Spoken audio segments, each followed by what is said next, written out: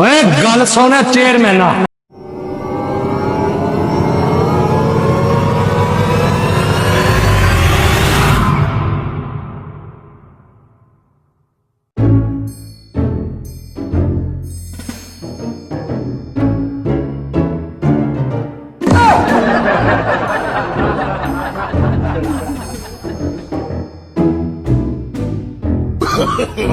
no, no, no, no.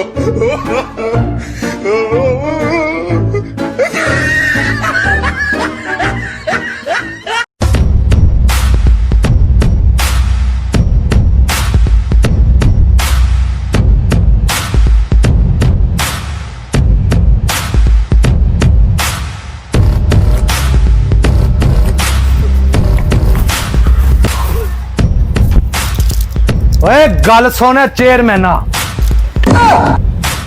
कौन आ गया है?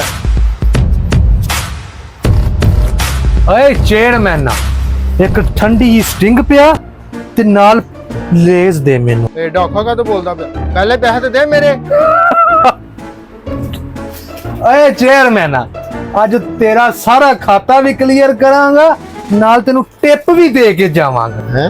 अच्छा अच्छा अच्छा उस्ताद जी मैं लेके आया बोतल। हेलो पानी बोतल। तमीज नाल बोतल दिया कर तमीज नाल।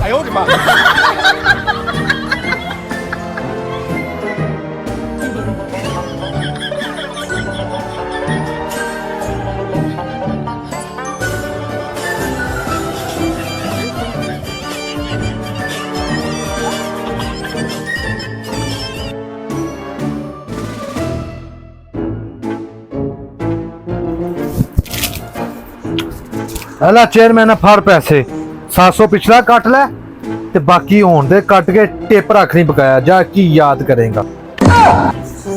हैं आ की दे रहा मैनू? गरीब लोग और कदी वड्डा नोट तुसी वेख आ गया हो गया चेयरमैन साहब आ भी खाते च लिख लो वो लिखवाना मैं खाते च एवं नहीं जान छोड़नी सफाई कर पापड़ पुपड़ सिद्धर कर दुकान की सफाई कर छाती भी सारी सफाई करनी इधर आ बुश फड़ बुश कर सफाई इथे चल चल आया तू वड्डा मैनू टिप देने वाला